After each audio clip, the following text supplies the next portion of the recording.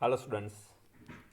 Last class में हम लोगों ने इलेक्ट्रोड पोटेंशियल के बारे में बात करी, density and different oxidation state of transition element के बारे में हम लोग देख चुके हैं। अब हम लोग देख रहे हैं trends in stability of higher oxidation states. Higher oxidation state जो है उसकी स्टेबिलिटी का हम लोगों को ट्रेंड देखना है।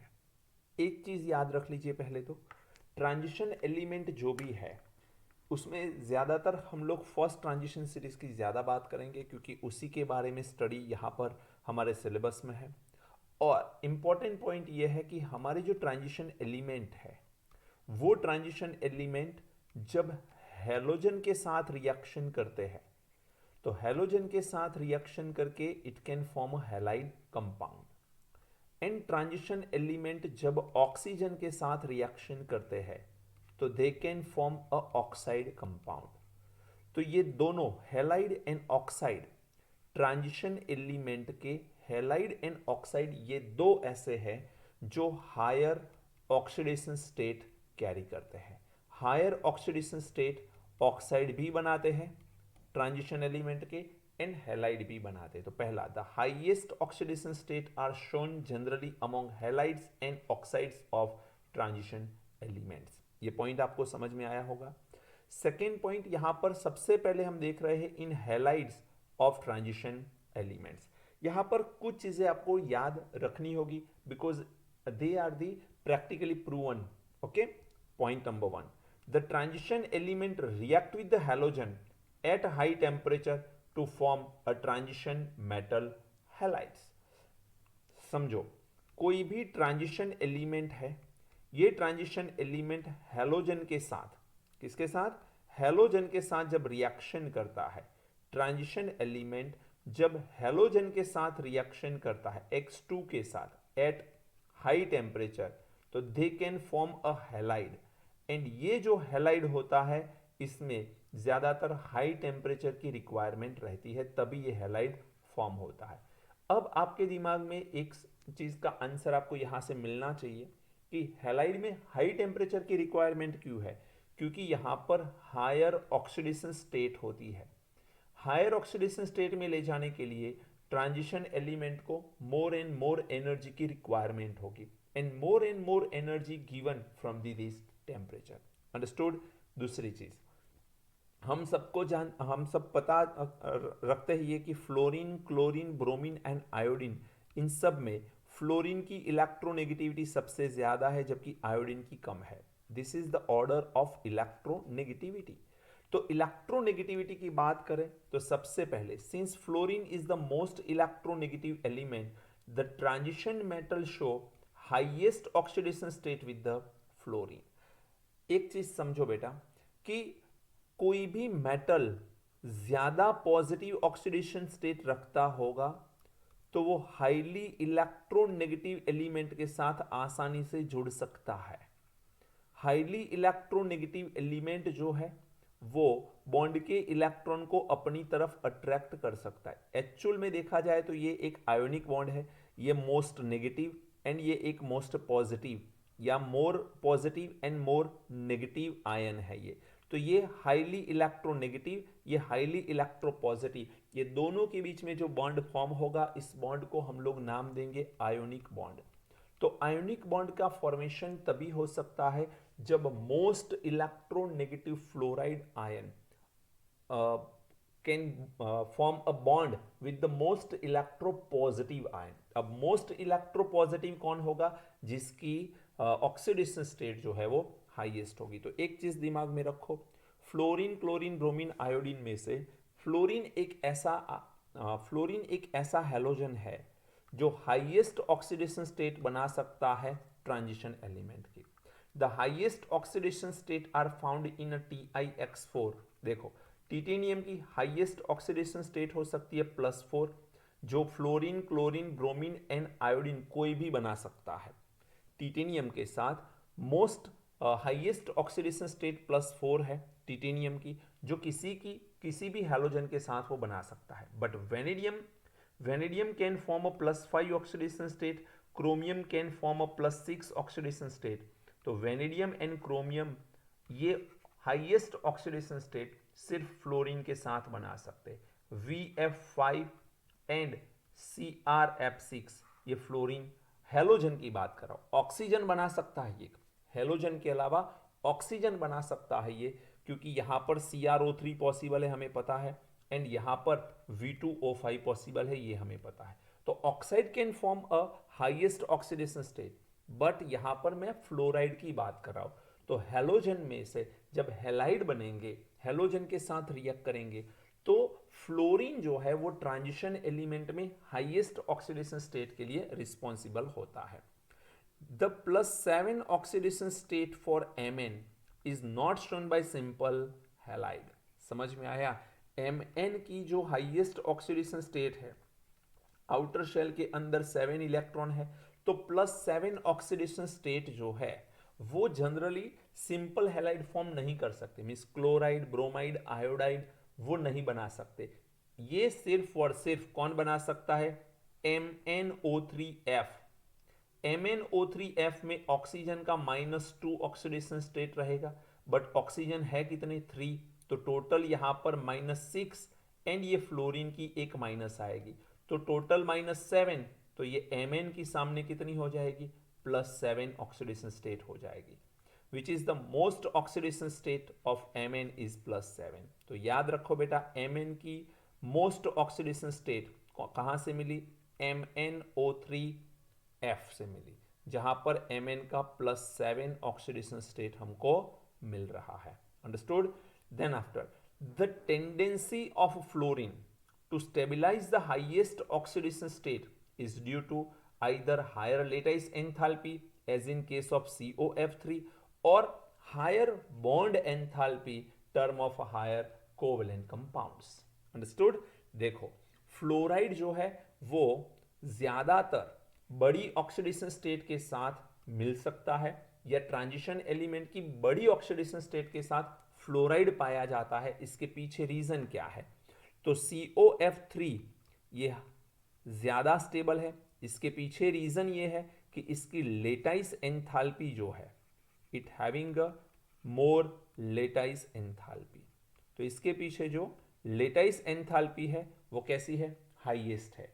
दूसरी चीज, VF5 की मैं बात करूं या फिर मैं CrF6 की बात करूं, तो ये दोनों में मोर कोवेलेंट कंपाउंड है, मोर कोवेलेंट कंपाउंड है, मोर कोवेलेंट बॉन्ड है actually, and more covalent bond है, तो ये सारे बॉन्ड ब्रेक करने में ज्यादा एनर्जी चाहिए, तो इसकी स्टेबिलिटी बढ़ जाती है। तो स्टेबिलिटी यहां पर COF3 की लेटाइस एंथैल्पी की वजह से ज्यादा है, VF5 एंड CrF6 की बॉन्ड एंथैल्पी बढ़ जाती है, हायर बॉन्ड एंथैल्पी हो जाती है, और इसीलिए ये स्टेबल होते हैं।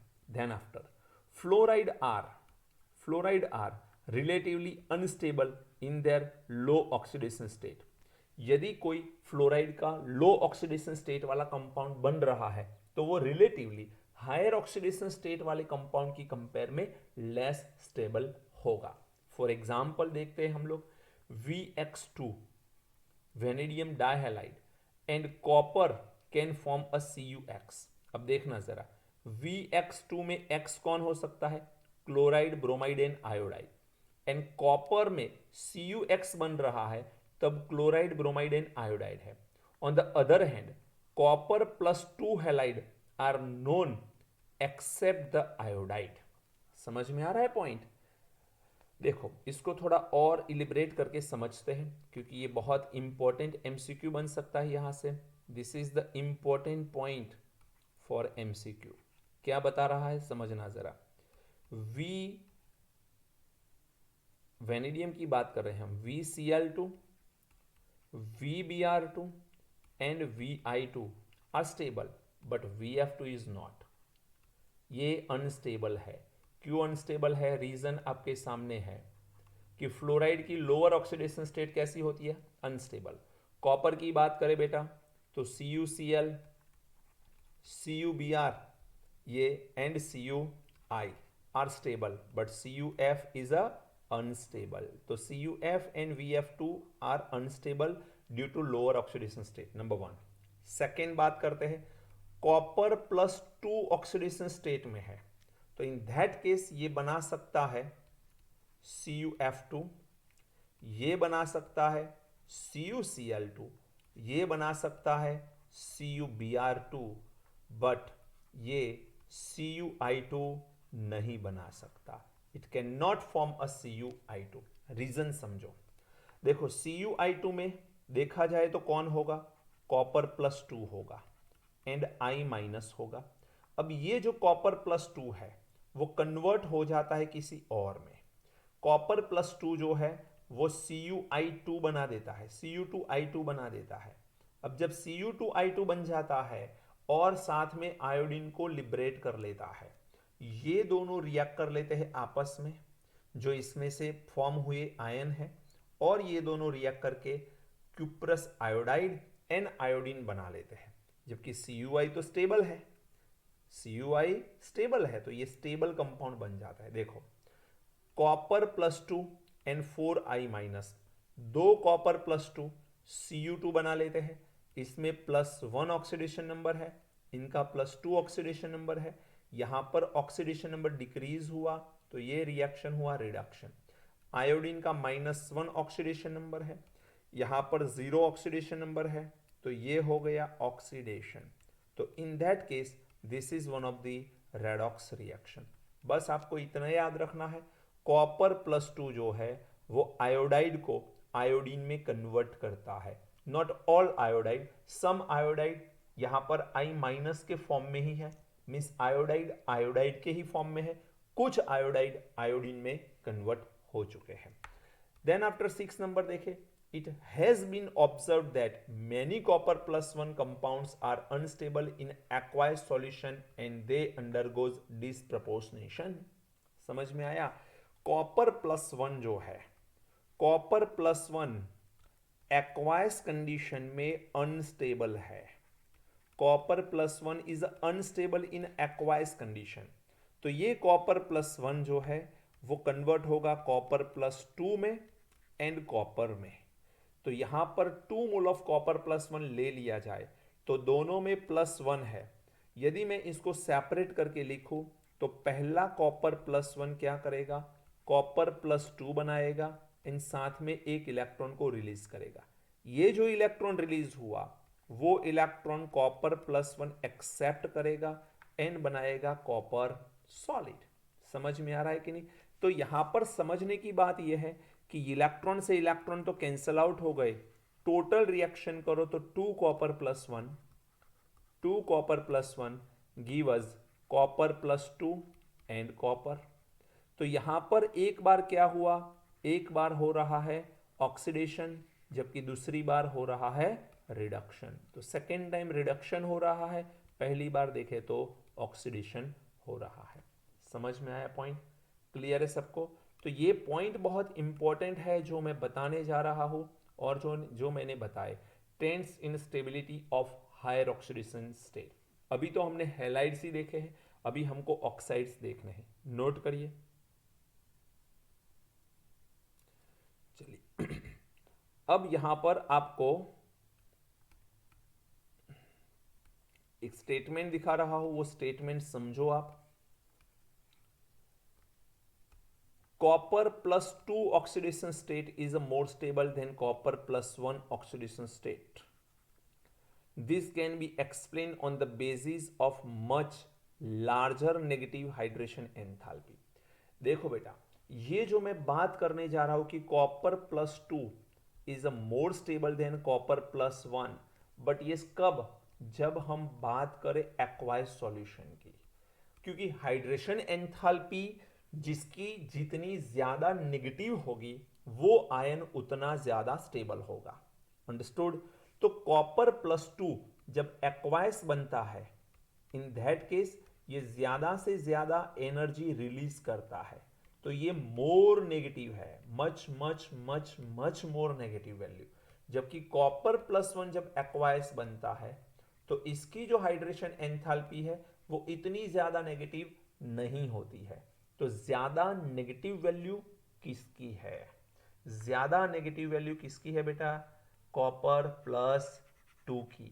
और इसीलिए हम जानते हैं 11th में भी पढ़ चुके हैं कि हाइड्रेशन एंथैल्पी जो ज्यादा रिलीज कर लेगा उसकी ज्यादा नेगेटिव वैल्यू मिलेगी, ज्यादा नेगेटिव वैल्यू मिलेगी तो उसके पास अब कम एनर्जी रह गई और कम एनर्जी वाला मोर स्टेबल होता है। तो यहां पर देखो, larger negative hydration enthalpy of copper +2 than copper +1 which is sufficiently high to compensate second ionization enthalpy of copper।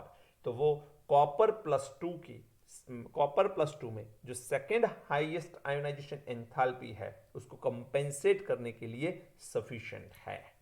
समझ में आया पॉइंट? तो याद रखना, एक्वायस सॉल्यूशन की जब बात आए तो copper +2 is a more stable than copper +1। अब हम बात करते हैं मेटल ऑक्साइड एंड ऑक्सोकैटाइंस के बारे में। देखो वर्ड समझो, मैं मेटल ऑक्साइड के बारे में बात करूंगा एंड ऑक्सोकैटाइंस के बारे में बात करूंगा। ऑक्सोकैटाइन, ऑक्सीजन वाले कैटाइन। ओके, चलिए पहला पॉइंट देखो, the ability of oxygen to stabilise the highest oxidation state is demonstrated in their oxides. समझ में आया? हाईएस्ट ऑक्सीडेशन स्टेट को स्टेबिलिटी प्रोवाइड करने के लिए हम लोग यहां पर ऑक्साइड का स्टडी करेंगे। The highest oxidation state in their oxide coincides with the group number. कोई भी ग्रुप का जो एलिमेंट है उसका हाईएस्ट ऑक्सीडेशन नंबर उस ग्रुप के नंबर के साथ इक्वल हो सकता है। For example, highest oxidation state of scandium of group 3 is +3। Scandium कौन से ग्रुप से बिलोंग करता है? थर्ड ग्रुप से स्कैंडियम बिलोंग करता है। तो स्कैंडियम की हाईएस्ट ऑक्सीडेशन स्टेट हो सकती है स्कैंडियम +3। तो ये बना सकता है स्कैंडियम ऑक्साइड। कैसे बनेगा? स्कैंडियम के ऊपर +3 चार्ज, ऑक्सीजन के ऊपर -2 चार्ज। तो इसका कंपाउंड बनाने के लिए क्रिस क्रॉस लॉ अप्लाई करो, तो यहां पर बनेगा स्कैंडियम 2O3 Sc2O3। यदि मैं बात करूं ग्रुप नंबर 7 की, ग्रुप नंबर 7 का एक एलिमेंट है Mn, उसका हाईएस्ट ऑक्सीडेशन स्टेट बनेगा Mn+7। अब ऑक्सीजन होता है -2, तो इसका ये दोनों का क्रिस क्रॉस लॉ, 7 को यहां रखो और 2 को यहां रखो, तो फाइनली कंपाउंड बनेगा Mn2O7। समझ में आया? तो highest oxidation state compound are stable. Scandium में Sc2O3, where is the highest oxidation state of manganese of group 7 is +7 in Mn2O7. Besides the oxides, oxocation of the metal also stabilize higher oxidation states। समझ में आया? ऑक्सोकैटाइन भी higher oxidation state में stable है, जैसे कि vanadium +5 में देखा जाए तो VO2+1। अब बेटा VO2+1 को जरा ध्यान से देखो, तो यहां पर वेनेडियम का हाईएस्ट ऑक्सीडेशन स्टेट +5 हो सकता है और ये VO2+1 इसको स्टेबिलाईज करता है या इसको स्टेबिलिटी प्रोवाइड कर रहा है।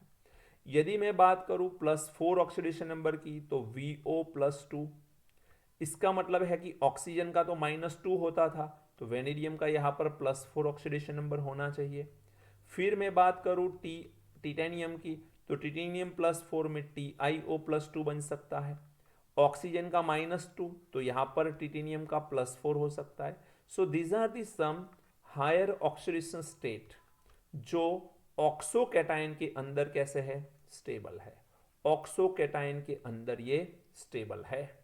Understood? Then after third point, it may be noted that the ability of oxygen to stabilize these higher oxidation states exceeds that of fluorine।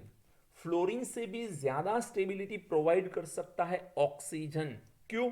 देखो एक पॉइंट समझा रहा हूं।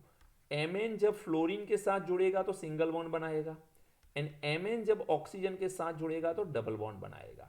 तो सिंगल बॉन्ड की कंपेयर में double bond give us more stability, multiple bond always give us more stability. ये point याद रखना। तो देखो रीजन वही है। For examples, manganese form a highest fluoride as a MnF4। अब फ्लोराइड के साथ जब Mn जुड़ रहा है तो Mn का ऑक्सीडेशन स्टेट कौन सा मिल रहा है बेटा? +4। But highest oxide is Mn2O7। Mn2O7 में Mn का ऑक्सीडेशन नंबर हो सकता है +7. This is due to the fact that oxygen has the ability to form a multiple bonds to metal. समझ में आया पॉइंट जो मैंने पहले ही बता दिया कि Mn जब फ्लोरीन के साथ जुड़ेगा बेटा तो वो सिंगल बॉन्ड से जुड़ेगा, बट जब Mn ऑक्सीजन के साथ जुड़ेगा तो वो डबल बॉन्ड के साथ ही जुड़ेगा. तो जब भी वो मल्टीपल बॉन्ड बनाता है तो वो स्टेबिलिटी प्रोवाइड करता है.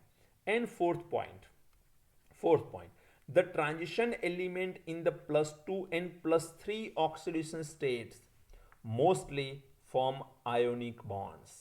समझ में आ रहा है? +2 and +3 oxidation state transition element के मोस्टली आयोनिक बॉन्ड्स फॉर्म करते हैं. जब जब ऑक्सीडेशन स्टेट बढ़ता है तब वो कोवलेंट बॉन्ड में कन्वर्ट हो जाते हैं. तो याद ये रखना है, हमने फजान रूल भी पढ़ा है. मैं आपको एक बार याद करवा लूं थोड़ा सा. वो हमने फजान रूल पढ़ा है बेटा, याद करो. कुछ याद आ रहा है आपको? फजान रूल क्या था? फजान रूल पोलराइजेशन के बारे में था. कोई भी मेटल के ऊपर पॉजिटिव चार्ज बढ़ेगा तो इस मेटल का Z इफेक्टिव बढ़ेगा. इसका मतलब इफेक्टिव न्यूक्लियर चार्ज बढ़ेगा. साथ में कोई भी नेगेटिव आयन है, समझ में आ रहा है? तो नेगेटिव आयन के जो इलेक्ट्रॉन है, ये इलेक्ट्रॉन आसानी से ये मेटल अट्रैक्ट करेगा, क्योंकि इस मेटल का पॉजिटिव चार्ज ज्यादा होने की वजह से इसका इफेक्टिव न्यूक्लियर चार्ज ज्यादा है. तो this electron attracted towards the metal. अब ये इलेक्ट्रॉन यदि मेटल की तरफ अट्रैक्ट कर रहे हैं तो इसका नेगेटिव चार्ज कम होगा और इसका पॉजिटिव चार्ज भी कम होगा, क्योंकि नेगेटिव चार्ज इलेक्ट्रॉन की वजह से होता है और इलेक्ट्रॉन पॉजिटिव आयन की तरफ जा रहे हैं. पॉजिटिव चार्ज इलेक्ट्रॉन की एब्सेंट की वजह से होता है, जबकि इलेक्ट्रॉन उसकी तरफ आ रहे हैं. तो मेटल का चार्ज भी पॉजिटिव है वो कम होगा एंड नेगेटिव चार्ज यहां पर एनायन का भी कम होगा. तो Z इफेक्टिव क्या हो रहा है? बढ़ रहा है. और ये पोलराइजेशन की वजह से ये जो बॉन्ड बन रहा है वो कोवेलेंट बॉन्ड है. कैसा बॉन्ड है? Covalent bond. ये ना नेगेटिव रहेगा ना पॉजिटिव रहेगा, और इसी वजह से यहां पर जो बॉन्ड फॉर्म होगा वो कोवेलेंट बॉन्ड होगा.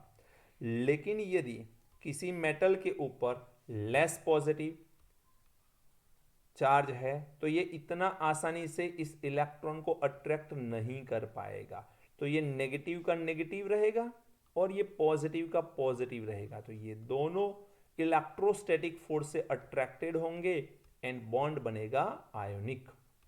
बॉन्ड कौन सा बनेगा? आयोनिक बॉन्ड बनेगा. बात समझ आ रही है? तो देखो, +2 and +3 oxidation state mostly form an ionic bond. Varies with higher oxidation states the bond are essentially covalent. जितनी ऑक्सीडेशन स्टेट बढ़ेगी कोवेलेंट बॉन्ड बनेगा. तो आपको तो सिर्फ इतना याद रखना है फजान रूल में कि oxidation state, positive oxidation state बढ़ेगी तो बॉन्ड बनेगा covalent, and positive oxidation state कम होगी तो बॉन्ड बनेगा आयोनिक. बस इतना सा याद रख लो.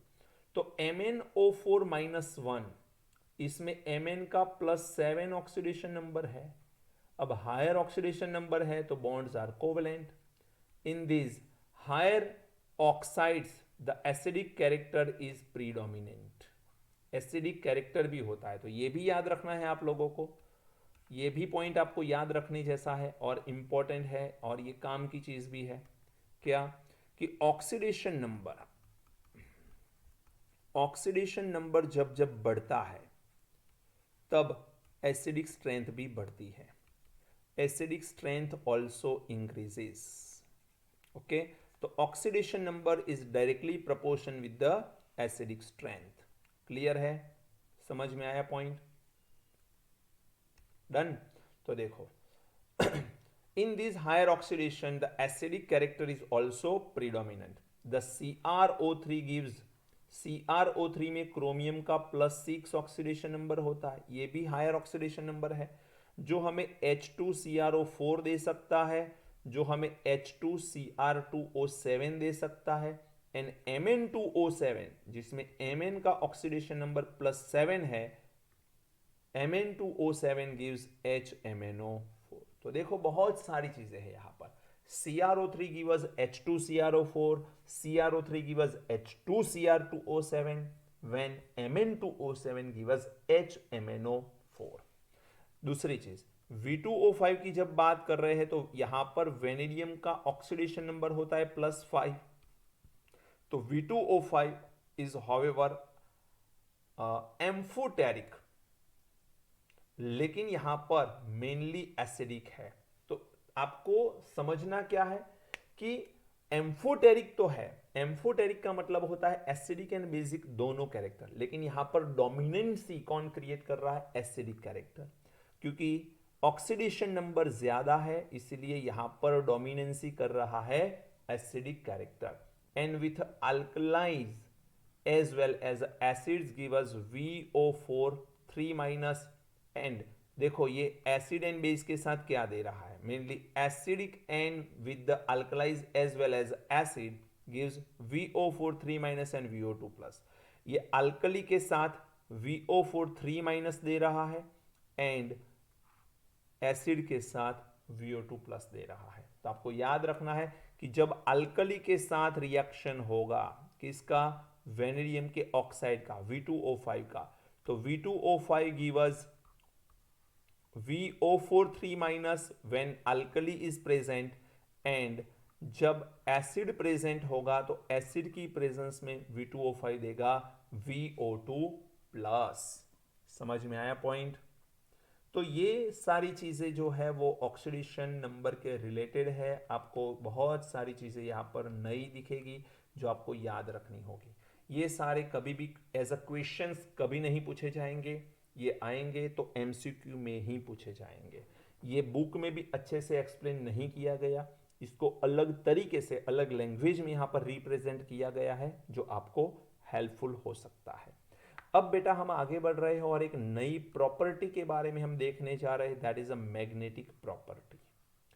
अब आप सबको पता है मैग्नेटिक प्रॉपर्टी के बारे में कि मैग्नेटिक प्रॉपर्टी जब भी हम समझते हैं तो आपको मैग्नेटिक प्रॉपर्टी समझने के लिए किसी भी एलिमेंट के अनपेड इलेक्ट्रॉन का पता करना होगा। जैसे कि कोई एक ये एटम है जिसका ये न्यूक्लियस है और ये सराउंडिंग एरिया जहां पर इलेक्ट्रॉन मूव कर रहा है। अब यहां पर जो इलेक्ट्रॉन मूव कर रहा है तो इलेक्ट्रॉन दो तरह से यहां पर मूव करेगा। एक तो ये ऑर्बिटल रोटेट करेगा और एक एक्सियल रोटेशन करेगा। तो पहला रोटेशन कौन सा है? यहां पर ऑर्बिटल रोटेशन। कौन सा रोटेशन है? Orbital rotation. एंड दूसरा एक्सियल रोटेशन। ये दोनों रोटेशन किसके हैं? इलेक्ट्रॉन के। And electron is a charged particle. तो चार्ज्ड पार्टिकल जब अपनी जगह से मूव करता है, चाहे वो ऑर्बिटल रोटेशन करे या एक्सियल रोटेशन करे, वो ऑलवेज मैग्नेटिक फील्ड फॉर्म करेगा। तो यहां पर भी एक मैग्नेटिक फील्ड होगी और यहां पर भी एक मैग्नेटिक फील्ड फॉर्म होगी। और ये मैग्नेटिक फील्ड को रिप्रेजेंट करने का तरीका होता है by magnetic moment. By magnetic moment. अब मैग्नेटिक मोमेंट से हम लोग मैग्नेटिक फील्ड को रिप्रेजेंट करते हैं which represent by mu, and इसका फॉर्मूला होता है √n+2 Bohr magneton. Bohr magneton, it is the unit of magnetic moment mu, where n is equal to number of unpaired electron. n is equal to number of unpaired electrons. Number of unpaired electron बढ़ते जाएंगे, mu बढ़ता जाएगा। इसके बारे में हम बात करते हैं। पहले देख लेते हैं कि मैग्नेटिक प्रॉपर्टी दो तरह की होती है। दोनों तरीके आप जानते हो। पहली मैग्नेटिक प्रॉपर्टी होती है पैरामैग्नेटिक सब्सटेंस की, and then after diamagnetic substance. तो पैरामैग्नेटिक किसे बोलते हैं एंड डायमैग्नेटिक किसे बोलते हैं? वैसे तो हम सॉलिड स्टेट चैप्टर पढ़ चुके हैं और सॉलिड स्टेट में इसके बारे में बहुत अच्छे से मैंने एक्सप्लेन किया हुआ है। देखो, यदि मैं कोई सब्सटेंस को यहां रखता हूं और इसके दोनों तरफ मैं मैग्नेटिक फील्ड अप्लाई करता हूं तो नॉर्थ पोल जब अप्लाई करूंगा और इस तरह से यदि मैग्नेटिक फील्ड के साथ गिवन सब्सटेंस रिपल कर जाए, यहां पर रिपल्शन हो रहा है, यहां से मैग्नेटिक फील्ड पास नहीं हो रही तो ये रिपल्शन दिखा रहा है, रिपल्शन शो कर रहा है। एंड जब रिपल्शन शो करे तो ये सब्सटेंस होगा डायामैग्नेटिक। कैसा होगा सब्सटेंस? डायामैग्नेटिक सब्सटेंस होगा। क्यों? क्योंकि सारे इलेक्ट्रॉन यहां पर पेयर्ड होंगे, तो all electrons are paired and सारे इलेक्ट्रॉन पेयर्ड होते हैं तो सब्सटेंस होगा डायामैग्नेटिक। यदि नॉर्थ एंड साउथ पोल के बीच में मैं सब्सटेंस को रखूं एंड यदि यहां से मैग्नेटिक फील्ड इसमें से पास हो जाए, मैग्नेटिक फील्ड के साथ इसका अट्रैक्शन दिखे, हमें क्या दिखे? अट्रैक्शन दिखे, तो समझ लेना कि ये एक पैरामैग्नेटिक है। तो ये सब्सटेंस जो है वो अट्रैक्शन शो कर रहा है, मैग्नेट के साथ अट्रैक्शन शो कर रहा है। जब अट्रैक्शन शो करता है तो वो होता है पैरामैग्नेटिक। एंड जब पैरामैग्नेटिक होता है तो electron minimum one electron is unpaired. एक से ज्यादा अनपेयर्ड जरूर हो सकते हैं, लेकिन मिनिमम एक इलेक्ट्रॉन तो अनपेयर्ड होगा, मतलब होगा। अब देखो, हम ट्रांजिशन एलिमेंट के बारे में बात कर रहे हैं, तो ट्रांजिशन एलिमेंट में हो क्या सकता है? हो सकता है कि यहां पर D1 इलेक्ट्रॉनिक कन्फिग्रेशन आए, D2 आ सकती है, D3 आ सकती है, D4, D5, कोई भी ऑक्सीडेशन स्टेट आप ले लो, डिफरेंट इलेक्ट्रॉनिक यहां पर कन्फिग्रेशन मिल सकती है, D10 तक बिल्कुल मिल सकती है, ये आप जानते हो। अब हम लोग यहां पर D में नंबर ऑफ अनपेयर्ड ढूंढ रहे हैं, तो यहां पर D ऑर्बिटल की मैं 5 टाइप लिखूं। क्या लिखूं? 5 टाइप। तो एक ही इलेक्ट्रॉन डालना है तो एक ही अनपेयर्ड रहेगा। अब अनपेयर्ड एक रहेगा तो हमारा फॉर्मूला क्या है? देखो जरा, ये रहा।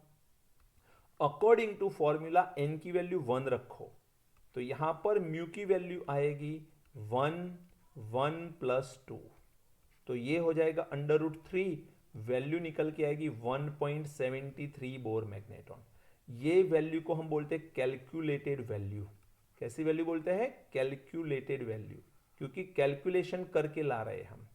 यदि D2 है तो 2 अनपेयर्ड बचेंगे, 2 अनपेयर्ड बचेंगे तो म्यू में क्या डालोगे? 2, n की वैल्यू 2 प्लस 2, तो ये बचेगा √8 और ये बनेगा 2.83 बोर मैग्नेट्रॉन।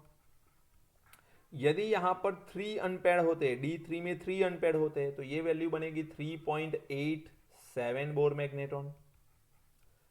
यदि 4 अनपेयर्ड इलेक्ट्रॉन है बेटा, तो ये वैल्यू बनेगी 4.90 बोर मैग्नेट्रॉन। यदि 5 है, D5, तो 5 अनपेयर्ड आएंगे, 5 अनपेयर्ड आएंगे तो यहां पर बनेगी 5.92 बोर मैग्नेट्रॉन। 6 आ रहे हैं तो 1 2 3 4 5 एंड 6 नंबर का इलेक्ट्रॉन पेयर्ड, तो यहां पर टोटल अनपेयर्ड कितने? 4। तो मिस्टेक मत करना, D6 में number of unpaired electron are 4, तो अगेन ये बनेगा 5.90 बोर मैग्नेट्रॉन। 7 में 1 2 3 4 5 6 7, तो 3 अनपेयर्ड दिख रहे हैं, 3 अनपेयर्ड है तो ये बनेगा 3.87 बोर मैग्नेट्रॉन। 8 की बात करें तो 1 2 3 4 5 6 7 8, हाउ मेनी अनपेयर्ड? 2 अनपेयर्ड। जब 2 अनपेयर्ड होते हैं तो ये बनेगा 2.83 बोर मैग्नेट्रॉन। 9 की बात करें तो 1 2 3 4 5 6 7 8 and 9, only one electron is unpaired, and that's why we can say it is a 1.73 bohr magnetron. And when we are talking about D10, the all electron are paired. When all electron are paired, so the value of n, number of unpaired electron, will be 0, so the bohr magnetron value is 0. तो एक D0 होगा तो उसमें भी bore magnetron की value 0 आएगी, D10 में भी 0 आएगी। अब ये जो कैलकुलेशन से हम लोग लेके आ रहे हैं वो सिर्फ अनपेड इलेक्ट्रॉन की वैल्यू है, अनपेड इलेक्ट्रॉन की वैल्यू है। जबकि प्रैक्टिकली हम लोग ये मैग्नेटिक मोमेंट फाइंड करेंगे जिसमें एक्सियल रोटेशन भी काउंट होगा एंड ऑर्बिटल रोटेशन भी काउंट होगा। तो कहने का मतलब ये है कि ये जो फाइंड हुई है वो सिर्फ एक्सियल रोटेशन से फाइंड हुई, जबकि एक्सियल का कनेक्शन ऑर्बिटल के साथ भी है। तो एक्सपेरिमेंटल वैल्यू जो आएगी, एक्सपेरिमेंटल वैल्यू वो दोनों की वजह से आएगी, जबकि कैलकुलेटेड वैल्यू सिर्फ एक्सियल रोटेशन से आती है। तो दोनों में थोड़ा सा डिफरेंट तो आएगा ही आएगा। अब वो डिफरेंस क्या है वो देखते हैं। तो एक टेबल है आपके सामने, जरा गौर से देखिए। ये टेबल को याद नहीं करना, आप खुद कर पाओगे। स्कैंडियम +3 बनता है तो D0 होता है, टिटेनियम +3 में D1, टिटेनियम +2 में D2, वेनेडियम +2 में D3, क्रोमियम +2 में D4, Mn+2 में D5, आयन +2 में D6, कोबाल्ट +2 में D7, निकल +2 में D8, कॉपर +2 में D9 एंड जिंक +2 में D10। Number of unpaired electron आपके सामने है, D0 में 0, D1 में 1, D2 में 2, D3 में 3, D4 में 4, D5 में 5। अब याद रखना D6 में अगेन 4 हो जाते हैं, मैंने बताया पहले ही, ये दोनों में 4 4, D7 में 3, D8 में 2, D9 में 1 एंड D10 में 0। According to this calculated value of magnetic moment जो मैंने आपसे शेयर करी, you can write here 2.83 also, so don't worry about that.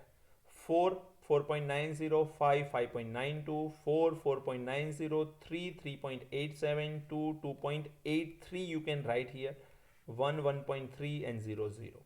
ये जो वैल्यू है आपका, ये जो वैल्यू है वो वैल्यू कैसी है बेटा? ऑब्जर्व्ड वैल्यू है। Observed value are different from the calculated value. Reason मैंने आपको बता दिया है। अंडरस्टूड? तो मैग्नेटिक मोमेंट हम लोग इस तरह से फाइंड कर सकते हैं। Any doubt? क्लियर है सबको? चलिए आगे बढ़ते हैं हम लोग।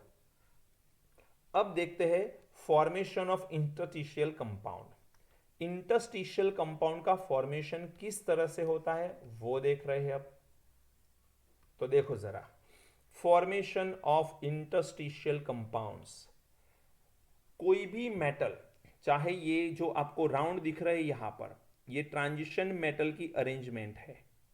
ये क्या है? ट्रांजिशन एलिमेंट की अरेंजमेंट है बेटा।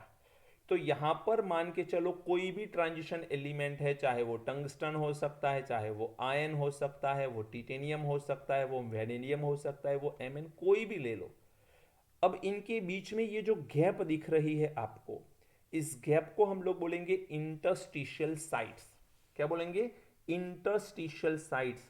जो गैप बहुत छोटी होती है, बहुत माइन्यूट सी गैप होती है, और इस छोटी गैप के अंदर एंटर कौन हो सकते हैं?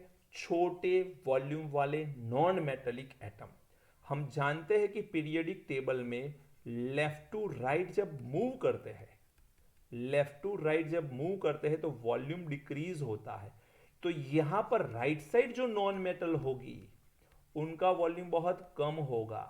लाइक हाइड्रोजन तो एक एक्सेप्शन है, उसका वॉल्यूम बहुत छोटा सा है। देन बोरॉन, कार्बन, नाइट्रोजन, इन सब का वॉल्यूम कम होगा। तो ये छोटे वॉल्यूम वाले नॉन मेटल इस इंटरस्टिशियल साइट्स में फिल्ड हो जाते हैं। तो हम लोग यहां पर ये इंटरस्टिशियल साइट्स के अंदर नॉन मेटल को फिल्ड कर सकते हैं। जरूरी नहीं है कि सारी की सारी इंटरस्टिशियल साइट्स फिल्ड हो जाए, कुछ साइट्स फिल्ड होगी, कुछ जगह एम्प्टी एज इट इज रहेगी। इसीलिए यहां पर इसके मॉलिक्यूलर फॉर्मूला फिक्स नहीं बन रहे, क्योंकि कितने ट्रांजिशन मेटल के साथ कितनी नॉन मेटल ऐड करेंगे किसी को नहीं पता। इसीलिए ऐसे स्ट्रक्चर को हम लोग बोल सकते हैं नॉन स्टोइकियोमेट्री कंपाउंड। क्या बोल सकते हैं बेटा? नॉन स्टोइकियोमेट्री कंपाउंड बोल सकते हैं, नॉन स्टोइकियोमेट्री कंपाउंड बोलते हैं इसे। समझ में आ रहा है? तो these are the non stoichiometry compound. दूसरी चीज, ये जो मेटल है, ये मेटल के ऊपर इलेक्ट्रॉन फ्री मूव करते होंगे, इलेक्ट्रॉन फ्री मूव करते होंगे। अब यहां पर जब नॉन मेटल आ जाती है तो नॉन मेटल ना ही इसके साथ कोवेलेंट बॉन्ड बनाती है ना ही इसके साथ आयोनिक बॉन्ड बनाती है, सिर्फ वो क्या करती है, इलेक्ट्रॉन के साथ अट्रैक्शन शो करती है।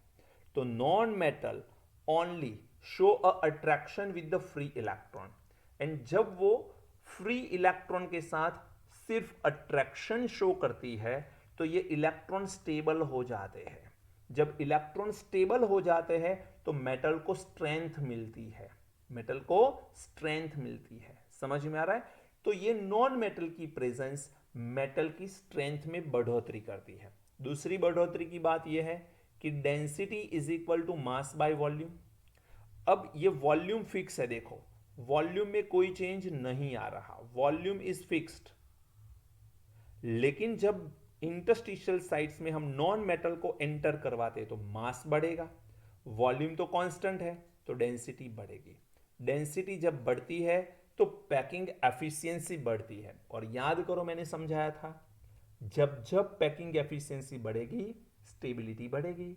तो यहां पर उसी के बारे में बात करते हैं। ऐसे कंपाउंड को हम लोग इंटरस्टिशियल कंपाउंड्स बोलते हैं। Transition metal form interstitial compounds with elements such as hydrogen, boron, carbon and nitrogen. Hydrogen के साथ इंटरस्टिशियल कंपाउंड जो फॉर्म होंगे वो हाइड्राइड कंपाउंड होंगे, बोरॉन के साथ जो होंगे वो बोराइड होंगे, कार्बन के साथ जो इंटरस्टिशियल कंपाउंड होंगे वो कार्बाइड होंगे, एंड नाइट्रोजन के साथ जो होंगे वो नाइट्राइड होंगे। ये याद रख लेना आप लोग। The small atom of these non-metallic element, hydrogen, boron, carbon, nitrogen, etc., get trapped in a vacant space of the lattice of the transition metals atom as shown below. WC tungsten के साथ carbon, ion के साथ carbon, titanium के साथ hydrogen, लेकिन value देखो 1.30 से 1.80। अब भला ऐसे कैसे हो सकता है? एक टिटेनियम के साथ हाइड्रोजन 1.3 से 1.8, ऐसा कैसे हो सकता है? एवरेज बनाया है कि एक टिटेनियम के साथ हाइड्रोजन 1.3 से लेके 1.8 के बीच में कोई भी हो सकता है। एक वेनेडियम के साथ हाइड्रोजन 0.56, एवरेज है ये बेटा, कभी एक होगा कभी दो होंगे कभी गैप होगी, लेकिन ये एवरेज है। Mn के साथ नाइट्रोजन तो Mn4 है और नाइट्रोजन एक है, लेकिन इसके फॉर्मूला फिक्स नहीं है। You can write here Fe4C2 also, you can write here Mn3N2 here also. तो Mn3 के साथ दो नाइट्रोजन इंटरस्टिशियल साइट्स में फिल्ड हो जाते हैं, ऐसा भी बोल सकते हैं। ओके, तो इसके फॉर्मूलाज फिक्स नहीं होते और इसीलिए तो इसे नॉन स्टोइक्योमेट्रिक कंपाउंड बोलते हैं। प्रॉपर्टीज देखी जाए तो they are generally non stoichiometric compounds, neither typically ionic nor typically covalent. ना ही ये आयोनिक कंपाउंड है ना ही ये कोवेलेंट कंपाउंड है। Harder than a pure metal, pure metal की कंपेयर में हार्ड है। High melting point than pure metal, pure metal की कंपेयर में हाई मेल्टिंग पॉइंट है। दे रिटेन मेटेलिक कंडक्टिविटी, इनके पास मेटेलिक कंडक्टिविटी शो करते हैं ये, and they are chemically inert. तो ये इनकी प्रॉपर्टीज है। समझ में आया बेटा? तो this is about the interstitial compounds. तो ये भी एक थियरी के तौर पे पूछे जाने वाला क्वेश्चन है, आपको इसे याद करना है। स्टेट बोर्ड के स्टूडेंट खास याद रखो, इसे याद करना ही होगा आपको। चलिए आगे बढ़ते हैं। अब आती है कैटालिटिकल प्रॉपर्टीज। अब ये क्या होता है? देखिए, कोई भी डी ब्लॉक का एलिमेंट है, मान के चलो ये डी ब्लॉक एलिमेंट का एक पीस है। अब ये डी ब्लॉक एलिमेंट का यदि पीस है तो इसमें इस तरह से एटम की अरेंजमेंट है। Every box consider as a atom, एक बॉक्स को एज अ एटम कंसीडर करो। अब ट्रांजिशन एलिमेंट का मेन पॉइंट ये है कि उनके पास डिफरेंट ऑक्सीडेशन स्टेट्स है, एंड डिफरेंट ऑक्सीडेशन स्टेट्स में different number of unpaired electron होंगे। Different number of unpaired electron होंगे तो हो सकता है इसमें अनपेयर्ड इलेक्ट्रॉन ऐसे फिल्ड हो जाए। तो ये एटम में भी अनपेयर्ड इलेक्ट्रॉन होंगे बट ऑपोजिट स्पिन से, इसके अनपेयर्ड इलेक्ट्रॉन ऑपोजिट स्पिन से एंटर होंगे और इसके उसके ऑपोजिट स्पिन से एंटर होंगे। ये दोनों को जरा गौर से देखिए, बीच वाले एटम को, तो ऑपोजिट स्पिन एक दूसरे के आमने सामने है। तो ये दोनों का आपस में मैग्नेटिक मोमेंट क्या हो जाएगा, जीरो। जब आपस में मैग्नेटिक मोमेंट जीरो हो जाए तो ये तो कोई भी तरह से मैग्नेट की तरह वर्क नहीं कर सकते। तो सिर्फ और सिर्फ ऊपर के जो फर्स्ट सरफेस के या कॉर्नर एटम्स है या डाउन सरफेस या फिर कॉर्नर एटम्स है, इनके पास ही यहां पर एक मैग्नेटिक सरफेस होगी। ये मैग्नेटिक सरफेस क्या करती है, दूसरे एलिमेंट को अपनी सरफेस के ऊपर अट्रैक्ट करती है। अट्रैक्ट करेगी तो ये इसकी एक्टिवेशन एनर्जी को कम कर लेगा। जिस एलिमेंट को ये सरफेस के ऊपर अट्रैक्शन से लाया जाएगा उस एलिमेंट की एक्टिवेशन एनर्जी कम करेगा। तो they are work as a catalyst, और कैटालिस्ट का मेन रोल ही ये है कि एक्टिवेशन एनर्जी को कम करना। Possibility of variable oxidation state, सबसे अच्छी बात यह है कि डी ब्लॉक की कैटालिक प्रॉपर्टी है क्यों, क्योंकि डी ब्लॉक मेटल्स जो है वो possibility of variable oxidation states हैं। Second, presence of free valencies over metal surface, adsorption power ज्यादा होता है। देखो मेटल की सरफेस के ऊपर ही ये एडसॉर्प्शन पावर है, बीच में एडसॉर्प्शन पावर नहीं है क्योंकि मैग्नेटिक मोमेंट जीरो। हाँ, यदि मैं इसका पाउडर बना दूं तो जब पाउडर बना दिया जाए तो सारे की सारे एटम फ्री हो जाएंगे। जब सारे एटम फ्री हो जाएंगे तो सारे एटम में अनपेड इलेक्ट्रॉन पाए जाएंगे। सारे एटम में अनपेड इलेक्ट्रॉन पाए जाएंगे तो आसानी से अट्रैक्शन ये दिखा सकता है। Presence of vacant D orbital, D orbital vacant भी है तो एक्साइटेड स्टेट में इलेक्ट्रॉन पेयर में से क्या हो सकते, अनपेड। यहां से जंप करके डी ऑर्बिटल में वो चले जाए तो वो अनपेड भी हो सकते हैं। एग्जाम्पल यहां पर दिखाया गया है SO2 1/2 O2 V2O5 की प्रेजेंस में SO3 बना रहा है। यदि सिर्फ आप इस प्रोसेस को देखते हो तो हम पढ़ चुके हैं it is known as a contact process, but ये प्रोसेस में आपको V2O5 कहीं पर भी रिएक्शन में पार्टिसिपेट करता नजर नहीं आ रहा है। बट देखा जाए बेटा तो V2O5 पहले SO2 के साथ रिएक्शन करता है। V2O5 can react with the SO2, SO2 convert in the SO3 and V2O5 convert into V2O4. Secondly, V2O4 react with the remaining oxygen and it convert into V2O5. तो initially V2O5 था और finally हमको V2O5 वापस मिल गया। इसीलिए हमें लगता है कि कैटालिस्ट रिएक्शन में पार्टिसिपेट नहीं करता। एक्चुअल में तो कैटालिस्ट भी रिएक्शन में पार्टिसिपेट करता है। अदर एग्जांपल की बात करें तो finely divided iron Haber process में यूज होते हैं। निकल का यूज करते हैं हम लोग हाइड्रोजनेशन में, जिसमें हम लोग वेजिटेबल ऑयल जो है उसको कन्वर्ट करते हैं वेजिटेबल घी के अंदर। Vegetable oil we are converting in a vegetable ghee by Raney nickel. समझ में आ रहा है पॉइंट? तो यहां पर कैटालिक प्रॉपर्टी क्यों है? Due to number of unpaired electron in a different oxidation state. इसके जो सरफेस के एटम है या इसके कॉर्नर के जो एटम है उसके ऊपर फ्री इलेक्ट्रॉन पाए जा रहे हैं और ये इलेक्ट्रॉन अट्रैक्शन पावर शो करते हैं, एडसॉर्प्शन पावर शो करते हैं, और इसीलिए डी ब्लॉक के एलिमेंट के पास क्या है, बहुत अच्छी कैटालिटिक प्रॉपर्टीज है। क्लियर? तो यहां तक हम लोग रखते हैं। हमने 3 डिफरेंट प्रॉपर्टीज के बारे में देखा, मैग्नेटिक प्रॉपर्टीज देखी, इंटरस्टिशियल कंपाउंड्स के बारे में बात करी एंड कैटालिटिक प्रॉपर्टीज के बारे में बात करी है। नेक्स्ट वीडियो लेक्चर में आपको दिख ही रहा है क्या बात करने वाले हम लोग, एलॉय के फॉर्मेशन के बारे में बात करेंगे। ओके, जितना भी मैं पढ़ा रहा हूं उसे बहुत अच्छे से याद कर लीजिए क्योंकि ये चैप्टर बहुत जल्दी से खत्म होगा। 2-3 दिन में चैप्टर खत्म हो जाएगा और फिर आपको याद करने की जिम्मेदारी बढ़ जाएगी। मैं चाहता हूं साथ में ही आप याद करते रहिए। मिलते हैं नेक्स्ट वीडियो लेक्चर में। Thank you, God bless.